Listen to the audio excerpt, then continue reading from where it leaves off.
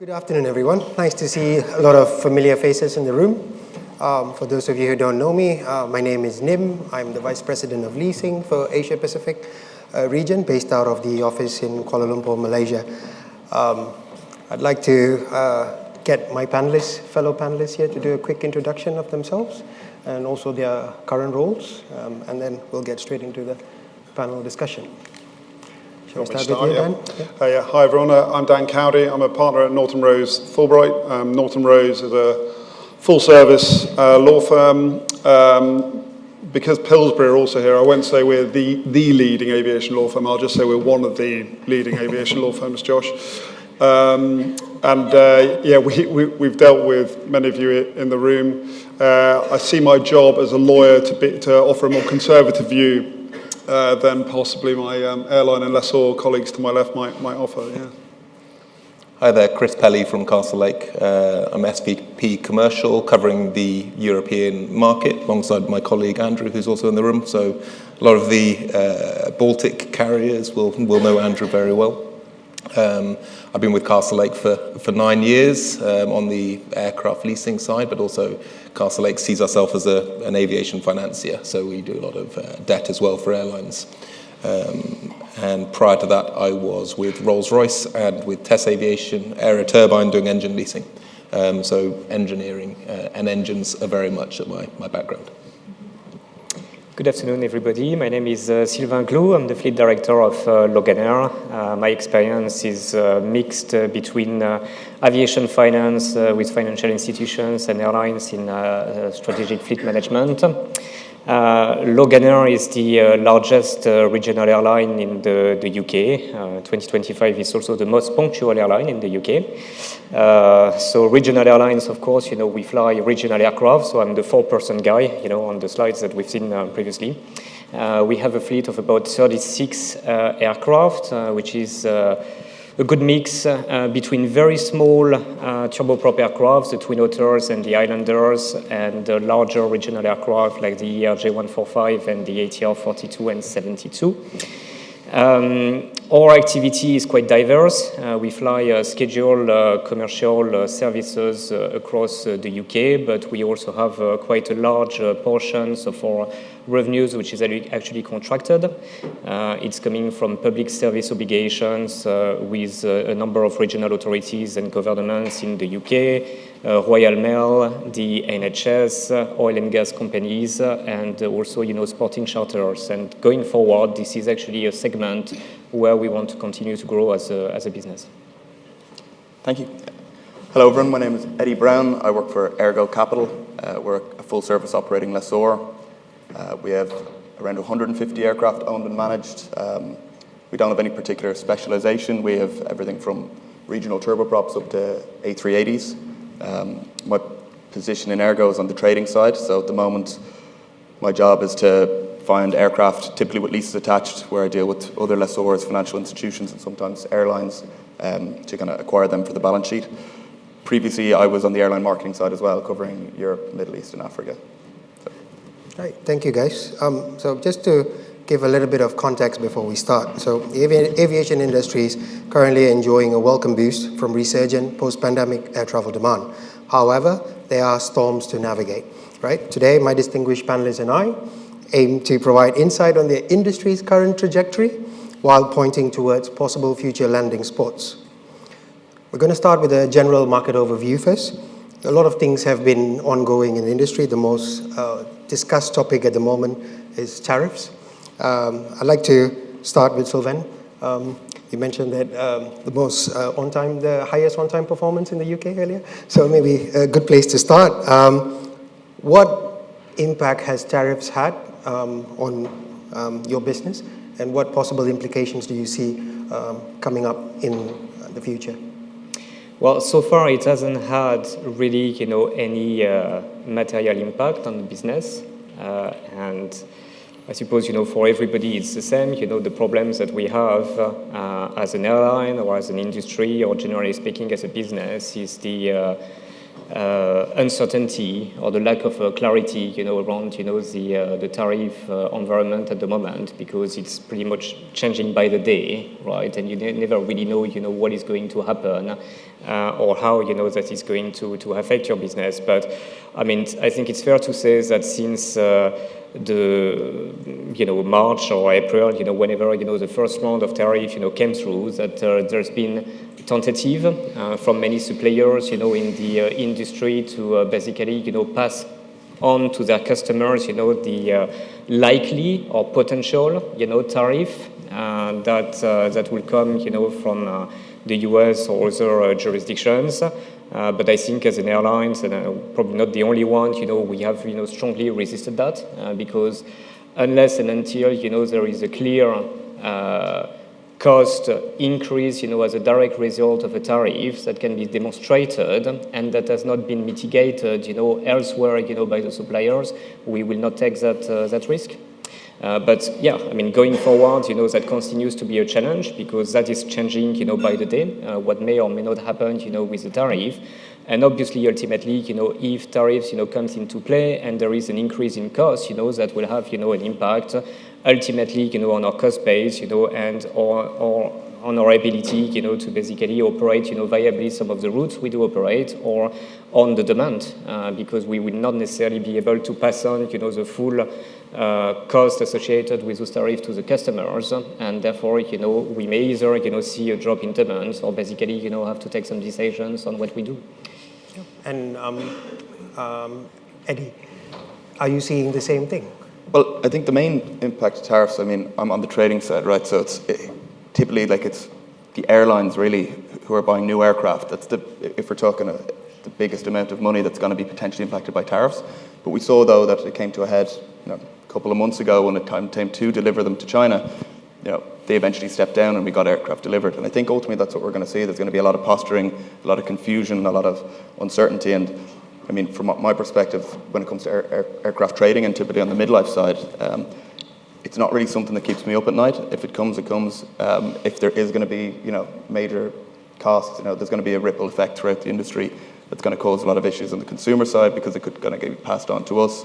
Airbus and Boeing, there's huge amounts of money on the line, huge, big impacts to the global economy. So, and we've seen already that especially on the Trump side, he's kind of turned, brought it right to the wire and then stepped down, and he's done it multiple times on different occasions. So, my personal view, and I won't say this is Airgo's view, it's just mine, is that we're going to continue to see saber rattling, but I don't think we're going to see major heavy tariffs in our industry at this point. It's just like the nominal amount is too big really to not be able to get through. I think he'll use it as a kind of a scare tactic, but you can only cry wolf so many times, right? So, yeah. How about you? The word's been used twice before already. Uncertainty is the key one. I think that clearly with tariffs, no one knows exactly what's coming. No one knows what Trump's going to do next. And so there's uncertainty. I think that what you're seeing, particularly on the airline side, is there's a bit of potentially step back in demand. I think if you look at the transatlantic markets, there's a big impact there where people weren't going to travel to the States or, don't know what how much money they're going to have in their pocket at the end of the month, at the end of the year. So I think that there is a dip, but I think it's going to impact particular markets rather than the global economy as a whole. So I think it's going to impact potentially where there's going to be a big trade with the US or where the tariffs are. That's where the impacts are going to be. I think the one important thing to remember as well, it's going to have a big impact potentially on the FX. And if you look at our operator base, a lot of their costs are in USD, but their revenues are in euros or other currencies. And so if there's a big impact on the FX, that can have a massive impact on their operation as a whole. So that's something we look at as well. And Dan, how about you, Dan? What are you seeing from customers? Well, I think on the tariff side, I'd agree with the comments there. I think it's settled, and that's probably on account of most countries, with the exception of Canada and a couple of others, having made deals with the US. So the tariffs piece on the new aircraft and engines bit has settled. But I think what we're still seeing from an airline side, I'd be interested to hear if Sylvain agrees with this, but you've still got this problem with parts being overhauled. And, where you've got OEMs that use supply chains overseas. So, for instance, Honeywell has a facility in Mexico, right? And where you've got a part moving from the US to Mexico, Mexico back to the US, that fulfills a function for them, right? But the cross-border element of that applies a tariff, right? So even if the part is then going between the US and the UK, where there is a deal for tariffs, they will perhaps understandably still want to pass on the tariff element for that. So I think the sort of cost increases for airlines are to some extent unavoidable. What the OEMs have done is, I hope there's not many of them in the room, but anyway, I think they could have done it better, because what most of them did was apply these tariff surcharges. So they started invoicing their customers without any reference to the contractual terms that they've agreed. And so what you've got is this sort of build-up of invoices which are remaining under dispute.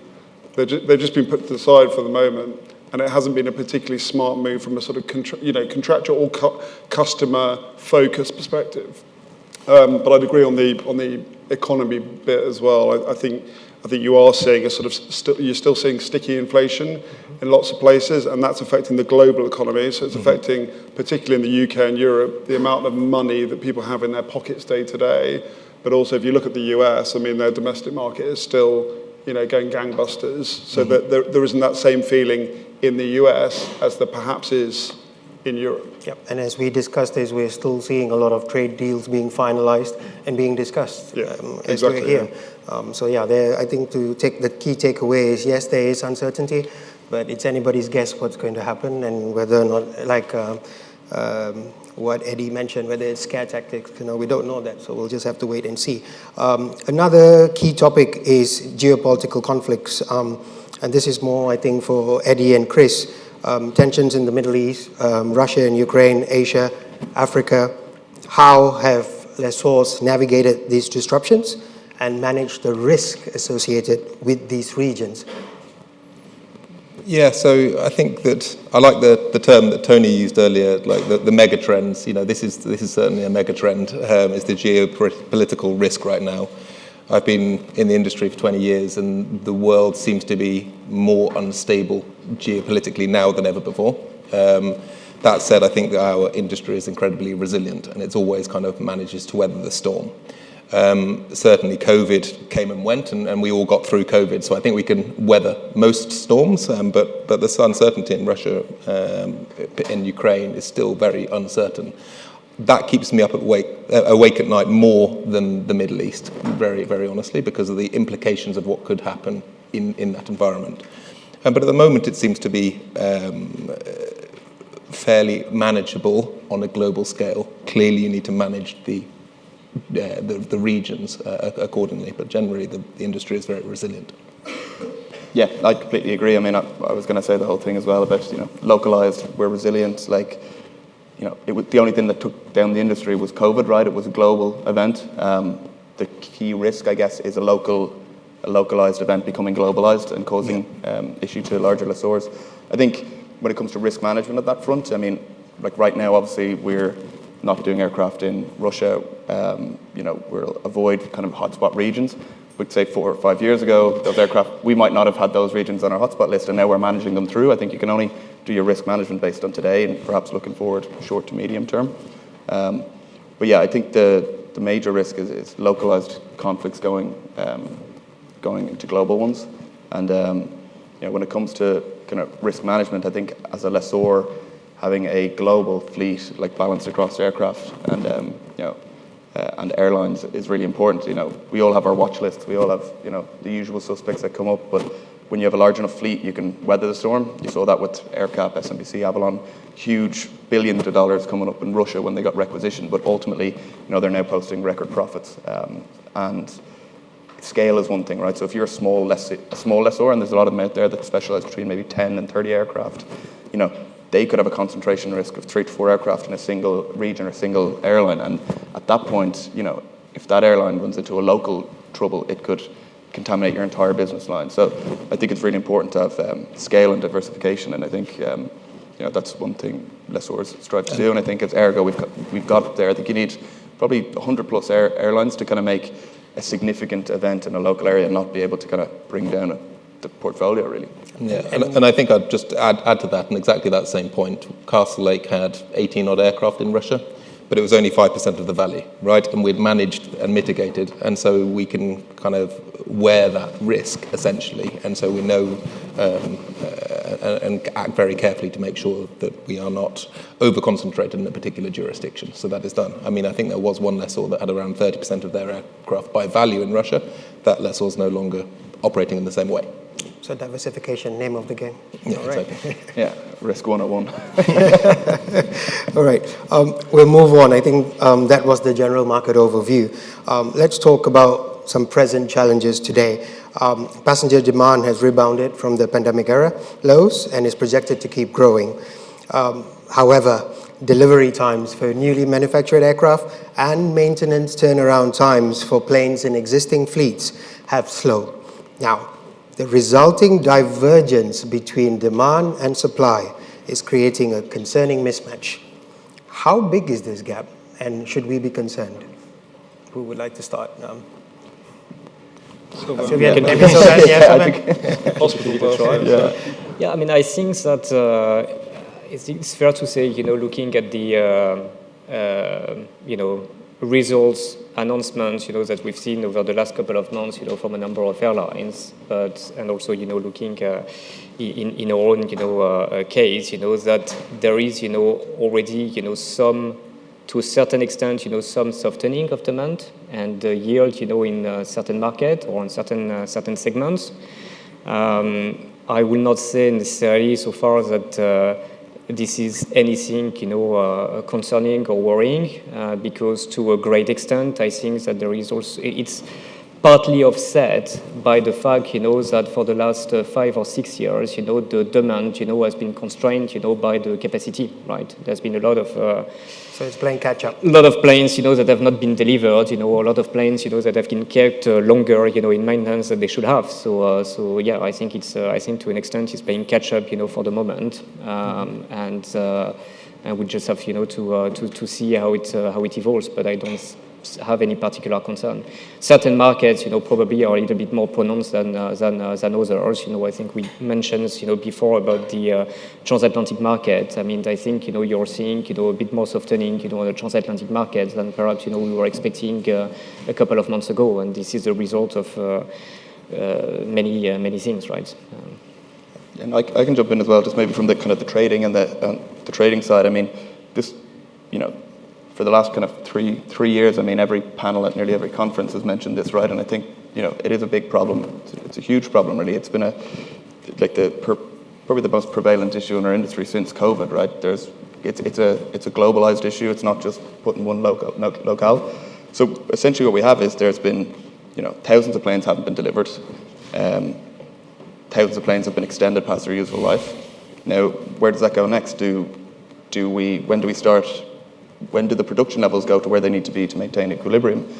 Forecasts are showing that, 2028 at minimum. A lot of people saying it's going to go into the 2030s. So what does that mean? It means you've got midlife aircraft being in more demand, lease rates going up, values going up, lessors are trading them at higher values.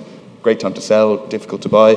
From an airline's perspective, they are running into increased lease rates, right? So when it was a 200k pre-COVID, went down to 120k post-COVID. Now we're kind of coming back up to that 200k again, but for an older aircraft with higher costs. So ultimately, the demand piece is one thing for this because, I do see the demand piece softening a little bit, but it's still growing. But on the other hand, a lot of these costs are going to keep increasing.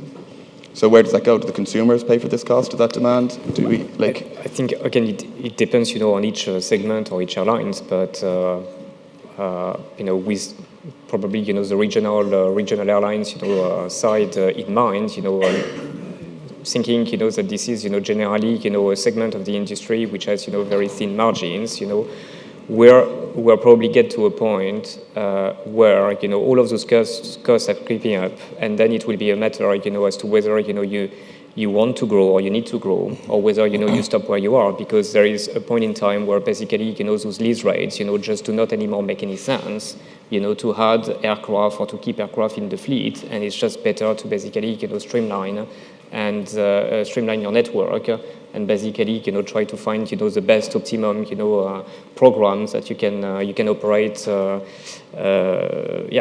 profitably.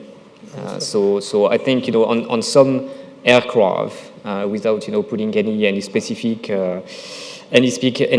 tag, on which aircraft I'm talking about, you probably know if you look at our fleets. But on some aircraft, I will say, that we're probably reaching a ceiling in terms of where airlines, are able and willing, to get in terms of lease rates. Mm-hmm. Yeah, and then we were going to touch on that after this, on the role of midlife aircraft. But as Eddie mentioned already, we can see every other airline out there is trying to extend the useful life of that aircraft because there's just not many other options available. Yeah. Chris, you mentioned that there was a different strategy at Castlelake. And I think it all follows through from the supply chain issue, right? So if you look at the supply chain, there's two major things that are happening. Firstly, you had COVID, and there's a big lag of aircraft deliveries and all the supply chain getting back up to speed. And the second thing is the current generation of aircraft and engines, and my background is Rolls-Royce, the current generation, they're crap, right? They're unreliable, they're difficult, they're expensive to maintain, etc. And they're constantly need to be going back into shop because of the reliability issues. So what we're seeing is very similar to this, is that there's a fundamental undersupply of aircraft in the market that's going to be probably another 5-6 years. Yes, it feels like the demand has slightly softened in 2025 versus 2024. I think that's probably reflective in some of the charts we saw earlier about the more choppiness of the ACMI market. But I think the demand side is cyclical. It kind of rises and falls. The fundamental undersupply of aircraft is a long-term trend that needs to get resolved. So we at Castlelake, we started off the year with a sale of 118 aircraft to Avalon. And that sale of aircraft was our post-COVID book, brand new aircraft that we bought on sale and leaseback. That we then went, okay, well, these are new aircraft, and there's an opportunity to sell that book of new planes. Now, we looked at how we're going to redeploy that money, and we said we're going to move back into the midlife space because we see this fundamental shift in the market, and we see that the current generation of aircraft, the A320ceos, the NGs, have probably another 5, 6, 7 years of good operation and fundamentally higher lease costs. Now, clearly, the lease rate has a bit of a ceiling. I think that the airline profitability demonstrates that there isn't that much yield left to squeeze. So I think there is a cap in the lease rates, but we think that the demand, the fundamental supply is outweighed by the demand. And just to be clear, those aircraft that was sold, they was going to be parted out, or were they sold to another lessor? They were sold to another lessor, so with leases attached. Okay, that's right. All right. Okay, let's move along. So also moving on to, we've got the demand nailed out thing. Everyone pretty much agreed that we are seeing some kind of overcapacity or too much demand, a little bit. What about new gen engine challenges? How airlines have addressed disruptions to their fleet when discussing solutions with lessor? That's more for you, Sylvain. And for everyone else on the panel, in turn, how do lessors address this with the OEMs? Maybe Dan, you want to start this time? Yeah, no, it's fine. Yeah, I mean, just for context, it's probably important to sort of set the scene, right? Because most customers that buy a new aircraft with new engines enter into a power by the hour rate per flight hour agreement with the engine OEMs, and so the construct of that is that the subject to the airline maintaining a spare engine ratio, that if those engines become tech and they don't have any spare engines, then the engine OEM provides a spare. Now that's the problem, right? Because you only have a certain number of spares available. So in essence, it is a problem without a solution. Now, the way it's solved for under the agreements is that they have to make a payment, right? So they make liquidated damages. But obviously the problem from an airline's perspective is even if you make that payment, there aren't any engines available to use that amount. So any airline, but for a few maybe, would rather be flying planes than not, right? So in essence, it's a problem without a solution, and it is a problem that's going to continue. I mean, I'd be interested to hear what the lessors on the panel say about this, because I think you did see a trend, particularly in the wake of things like the MAX certification issues. You did see airlines trying to push some of these risks onto the lessors. I think what you're seeing now is because of the supply-demand issues that lessors are in the box seat, actually. So invariably, they're able to sort of push back against airlines that are trying to push the engine risks and other aircraft risks onto the lessor. You sort of default back to the hell and high water net lease type of construct where it's the airline's responsibility. There are, of course, exceptions, but I mean, I'd be interested to hear what you guys have seen on that. Yeah, I can jump in just quickly before you'll probably have more to say than me, because we don't really have that many new technology aircraft. But I think one massive risk that we're going into is, as I said, the programs. And a lot of lessors, they'll do a sale and lease back, or they'll buy some new tech aircraft from another lessor, but the programs are with the airlines. And even if there's maintenance reserves involved, with the escalation of the costs of these engines and all the problems, if you're leasing to a big airline with 100 of these NEOs, they're top of Pratt & Whitney or CFM's list when it comes to sorting these things out. If you're a lessor and, God forbid, they go bust, like the Spirit, for example, I've got 3 NEOs, I don't, but if I did, you're number 75th in the queue. You might have, well, in the case of Spirit, you have no compensation because they were end of lease deals. Even if they were reserve deals, you might have 2 million in your reserve fund, the cost will be 4 million. It's inherently a huge risk of aircraft leasing, right? In that ultimately when the airline fails, you're left with the bag at the end. And there are ways you can mitigate that via the programs, but you don't really get much benefit of those once everything goes bankrupt. And it's in your interest to keep it going. Yeah, and I think there's a huge risk that people have. There's a lot of new technology aircraft right now that are on deals like end of lease compensation deals where they don't have maintenance security, which I think is a huge risk, and essentially because of the amount of competition in the market to win these deals. Even pre-COVID, but even post-COVID, with all the money in the market, the airlines have been able to water down the leases. We're talking hell or high water, but a lot of that stuff's been put back on the lessor. But particularly, these huge unsecured maintenance risks, especially with these troublesome engines, can really, really hurt a lessor once it comes time to take the aircraft back and remarket it. And then that's one thing, the cost alone. But secondly, as well, you could be way back in the queue if you only have 3 aircraft, right? If it's not your main thing, if you don't have a big order book, you don't have leverage, those engines were already sold, right? So they don't really, they don't really care anymore, right? They've got their money unless you want to come back and pay for the services. But there's a huge, there's going to be a load of, well, in a medium-sized lessor's case, there's going to be someone with a louder voice and more leverage than you when it comes time to put those engines through shop. So I think just from a risk perspective on these new tech engines, there's a huge amount of risk lying with a lot of lessors. Chris, before we go to you, Sylvain, are you seeing, as an airline, are airlines today, and I don't know whether you can speak for everyone, are airlines today happy to go out and look for spares in the market on their own accord, or are they happy to just sit down and wait for lessors and OEMs to come up with a solution? Whether we're talking about new technology or current technology, because we also have, a lot of issues, on current technology, engines or landing gear or other components. Clearly, we're not sitting and waiting, for something to happen, because we know that if we do, nothing will happen, right? I think it's you have to take your future in your own hands and basically, try to mitigate, your risk the best way you can. So obviously, we try as much as we can, to go the route of talking to the suppliers and to the OEM, trying to get as much as we can from them in terms of additional, spare engines or landing gear or propellers or other, components that we may need, or to get, some credits or some compensation. And really, as a last resort, if we cannot actually get that, is to basically, try to get ourselves, the full complement of parts we need. But, that, as I said, this is the last resort, because ultimately, if you do that, which we have to, but if and when you do that, you essentially bear, the full cost, of those additional, parts, to maintain, your operational resilience, when at the end of the day, this is not something, which is within your control or which is your fault, right? I mean, you're in that situations because the OEM or the suppliers, have basically, failed to deliver, on their promise. So this is why we are trying to push as much as we can the onus on them to basically come up with a solution. But yeah, we had to do it, in mentions about punctuality.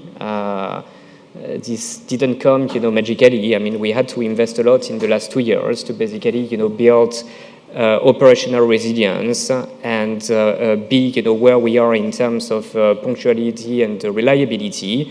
And that also, included, basically buying some aircraft off lease to tear down and get the parts, in our inventory and get, more parts into our inventory, or reduce, some of our flying, to get more of our aircraft, as standby to make sure that basically we can continue to deliver on services. But all of that has a cost. But the cost is less than the compensation that you'd have to pay to your passengers, if you had to cancel, of your flights within the 2 weeks window, you have to, as per the regulation. So I guess the big question is whether that cost can be passed through. But again, that is possibly a different discussion for another day. I suppose it's a longer discussion. I think, just to add, I mean, one of the anomalies we are seeing now, right, is relatively new aircraft being torn down. And in a sense, that sort of controls the overcapacity. I mean, for so long as the supply chain issues continue and people think they're going to have to tear down perfectly good new aircraft, it does, in a sense, manage a bit more any future overcapacity. I mean, I'm not saying there's been a lot of that, but that is obviously, that has been an engine issue. So for so long as those engine issues continue, and by the way, there's no sign that they're going to end anytime soon, there is a sort of solution to the overcapacity in a sense offered by the industry and the market. I'm not sure that it moves the needle in terms of the number of aircraft that are being torn down. But I take your point, certainly. Yeah. And I think Lufthansa is one really good example. I don't think they actually did follow through with it, but they were talking about taking 20 new aircraft with a view to park up all aircraft to put 40 engines into their program in order to manage through. And it was a proper feasibility study. Lufthansa may not have done it, but other airlines are doing it, right? Because assuming you can get some spare engines from the market, which sometimes it's just there's none available, right? So you don't even have that options.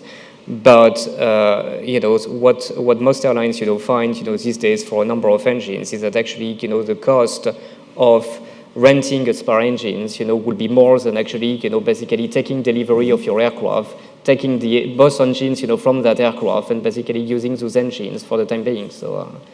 Yeah, and just bring it back to back to midlife. That has been happening for the last 2 years on the COs and NGs particularly. They come to the end of the lease. If you don't extend at a good rate, it's much more economical and less risk to just part out the airframe, sell the engines. But not like new tech, is potentially solving an overcapacity problem. It would take a lot of aircraft, but in the midlife space, it's happening a lot. But there's no more midlife aircraft being produced. So the whole thing of undersupply, values, lease rates going up, and then cutting down the supply further, it's almost like a self-fulfilling prophecy. So that's why I think really like on the midlife space, the COs and NGs, like there might be a slowdown in growth, there might be a slow plateau, but I don't see any sort of cliff edge or any sort of not until the 2030s at least, because these aircraft are in high demand, but yet the supply is being cut down and there's no more being produced either. And I think that's, we're in an ACMI forum, essentially, and I think that's a really important thing to think about.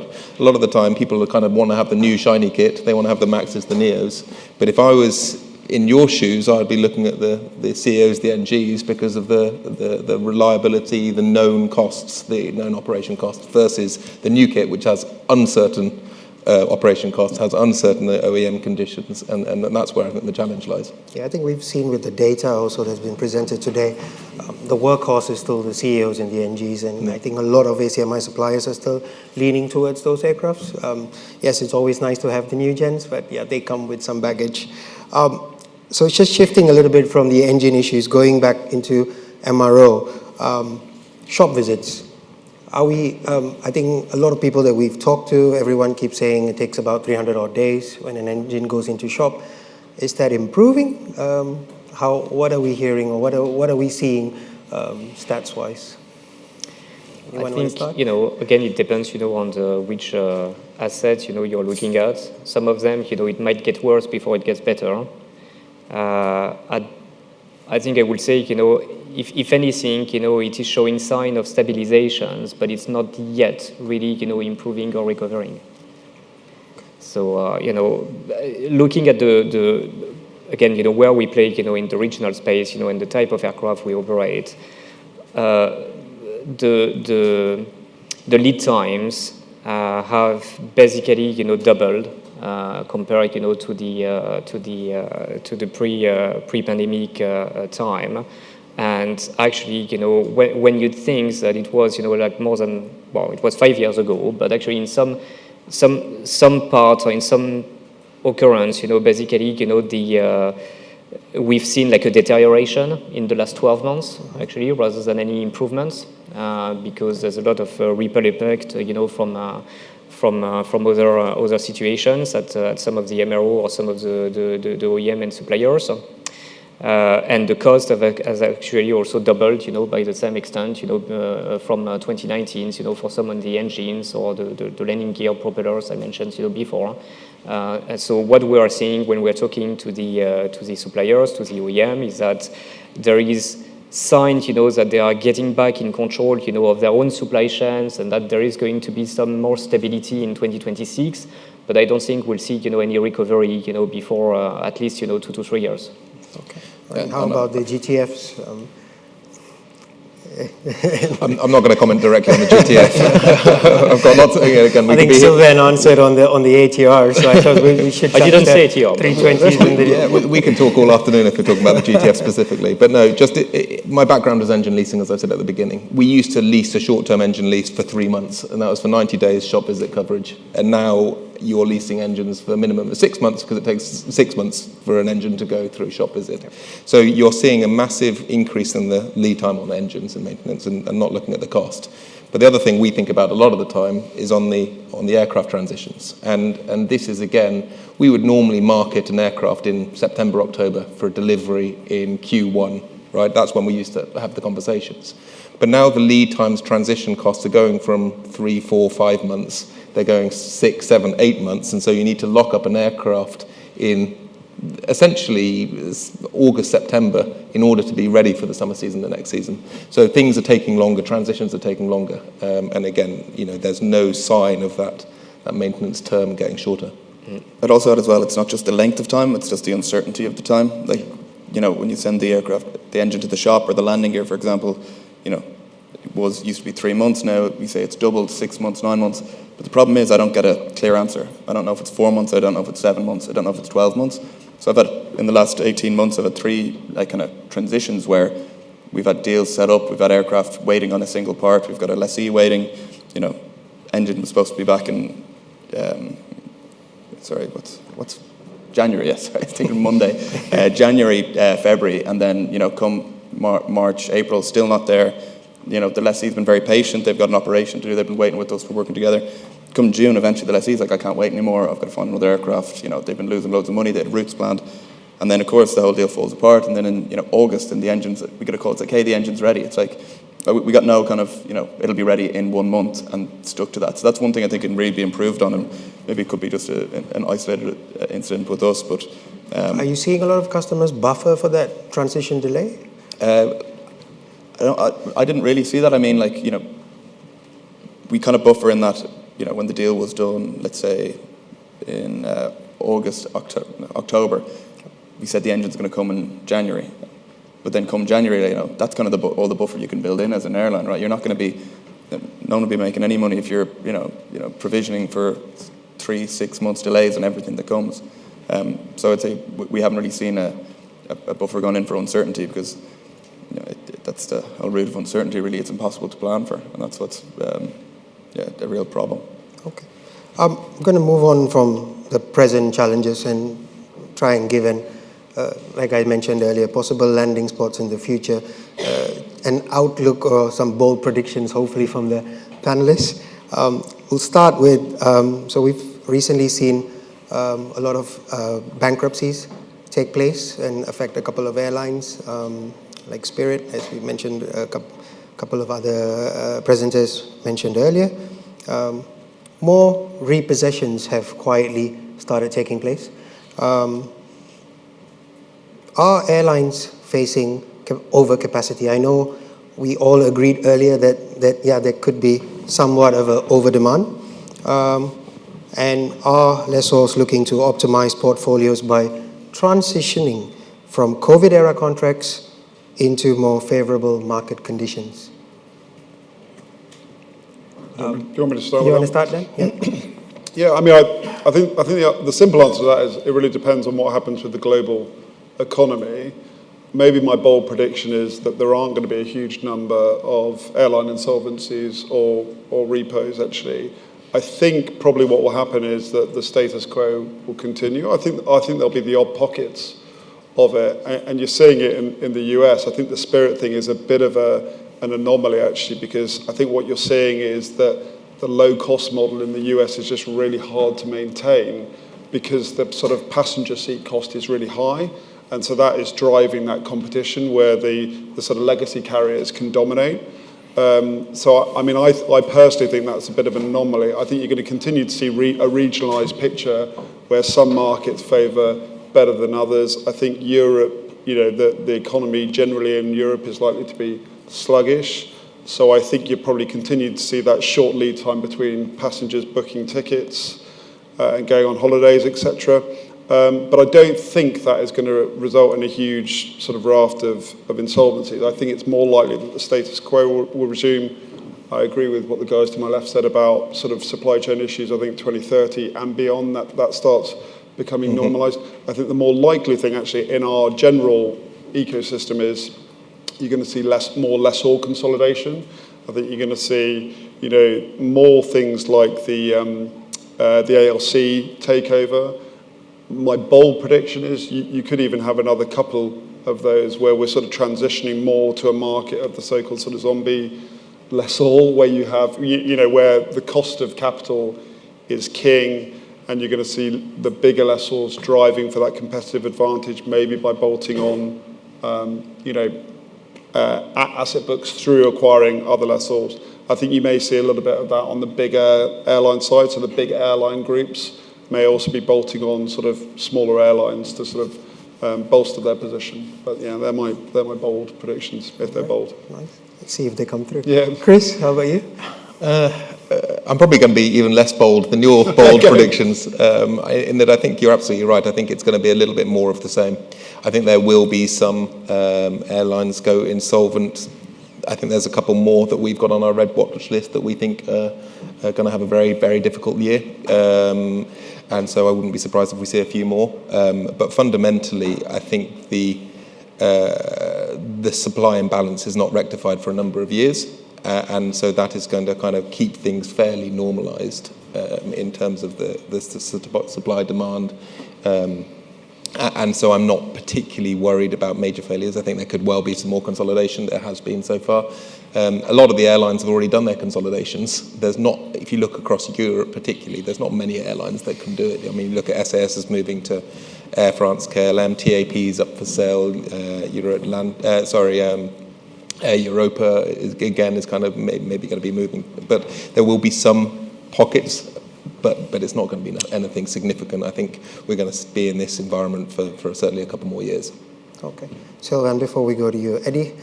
Yeah, I mean, from the lessor perspective, like I echo the exact same thing, but one kind of, I wouldn't call it a bold prediction, but I think I've heard about 5 or 6 times today about these 100 aircraft coming out of Spirit. Is that potentially going to, cause a extra supply? Are they going to be? The reality here is that the supply chain, those aircraft are rejected for a reason. They've got shop visits coming up. They're the most uneconomical ones to keep flying. So those aircraft are going to be stuck on the ground or in this transition phase that we've been speaking about for at least 12 months, I think, with the GTF issues, with airframe supply chains. So those aircraft will be drip fed into the market over the next kind of, I don't think one of them will be transitioned. Only maybe some of them will be by, end of 2025. But I don't see any situation where there's going to be a load of fresh aircraft for airlines, ACMI operators to take and put on nice leases and operate. I think those things are going to be stuck in the system for a long time. So, I mean, I wouldn't call it a prediction is that, airline bankruptcies, yes, there will continue to be some. There are going to be localized issues like that. But because of this whole supply chain issues that we're having, to process those aircraft out of bankruptcy, like during like kind of normal supply chain times, a bankrupt aircraft has record issues. Typically, it's been middle of its maintenance cycle. It's going to be a harder aircraft to transition. So combine them with the general issues we're having at the moment. The aircraft that go into bankruptcy at the moment, unless they're in a nice part of their maintenance cycle, are going to get thrown into this big queue with a load of other aircraft, and they'll be slowly churned out over time and kind of drip fed into the market. I don't see I don't see any major supply shocks where there's going to be,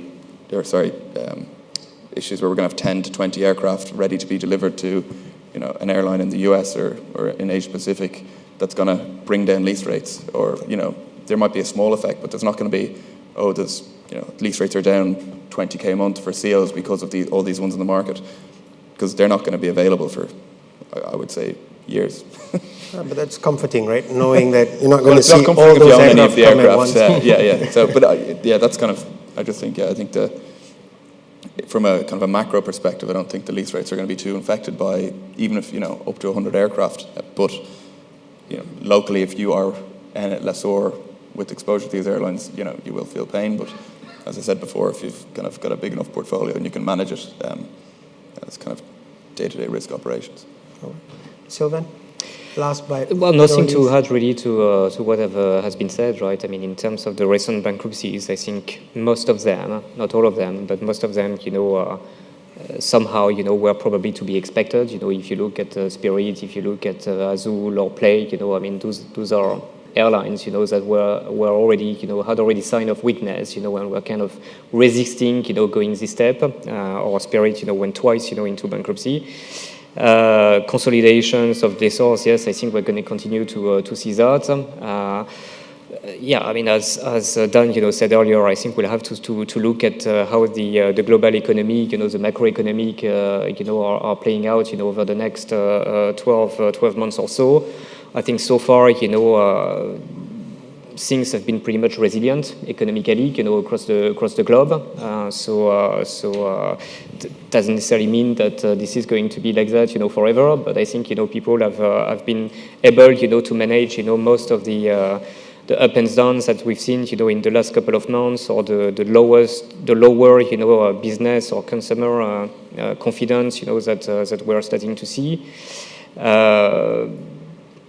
I mean, from an airline's point of view, I think, the biggest risk, as we've already mentioned, is the fact that we're not gonna see a recovery, in the supply chains, before probably the end of the decade, to be really realistic, and the cost, will continue to go up, for the next couple of years, and that's not just, the cost of doing business, due to all of those supply chain issues, but it's also, all of the regulatory costs, in particular, in Europe, including, all of the environmental costs, that is being added up, because, as I said earlier, there comes a point where you can only pass, that cost, to a certain extent to your final customer.